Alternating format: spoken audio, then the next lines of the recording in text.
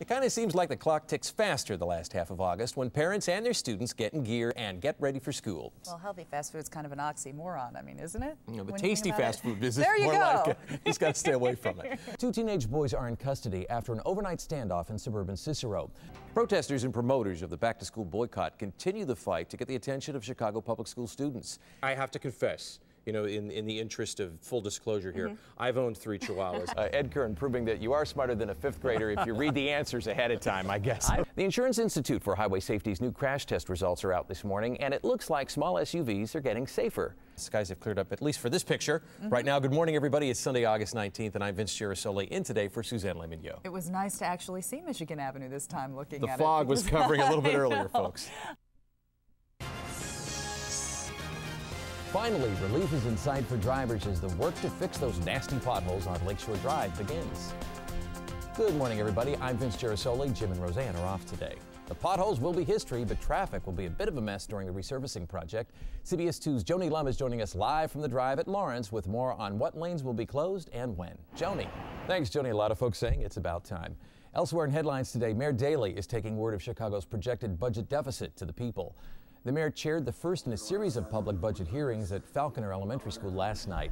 City revenues are down, and that's leading to a projected shortfall of more than $400 million. The mayor says he will not raise property taxes. The city is considering laying off 1,800 people to help fill the budget hole. 2 teenage boys are in custody after an overnight standoff in suburban Cicero. Police say one of the boys shot 2 people near the 1900 block of South 51st Street. He and the other teen reportedly raided a nearby apartment and barricaded themselves inside. Neighbors heard gunshots. A hostage team talked the teens out of the apartment about 1 a.m. People who live nearby say escalating violence in their community has them very concerned. A bit of good news now for people in Florida. It's less likely that Tropical Storm Faye will become a hurricane. But as CBS 2's Joel Brown reports, Faye is still expected to come ashore at least one more time. If you're in the market for a new SUV, coming up at 11, several new models were put through the crash tests, and you'll see which ones passed and which ones didn't.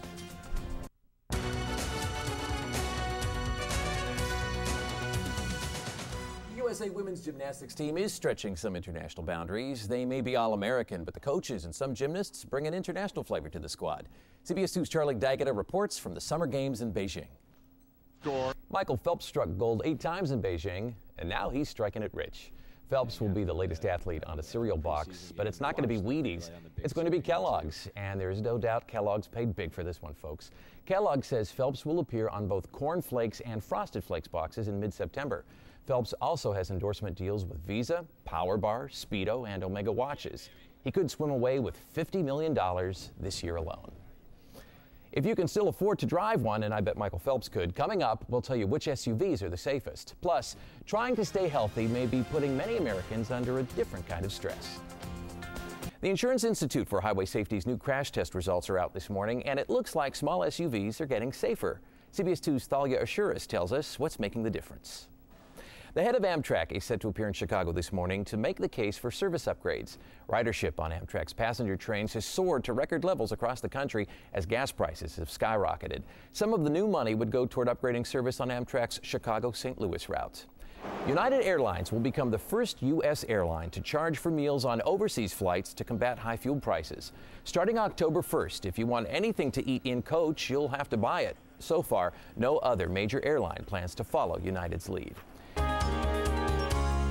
In Eye on Health, medical bills may be weakening the financial health of more Americans. Over the past 2 years, the number of people paying off medical debt or dealing with billing problems has climbed from 31% to 41%. That's as many as 72 million U.S. adults. High costs and insurance concerns are also causing more people to delay or avoid treatment. The research is published in the latest report of the Commonwealth Fund. It is a great day to be outside, so naturally, that's where Ed Kern is. And he's joining us live from Navy Pier with a look at the forecast and a little bit more. Hey there, Ed. Oh, boy, I'll tell you, come out here, Navy Pier, where they have fireworks tonight.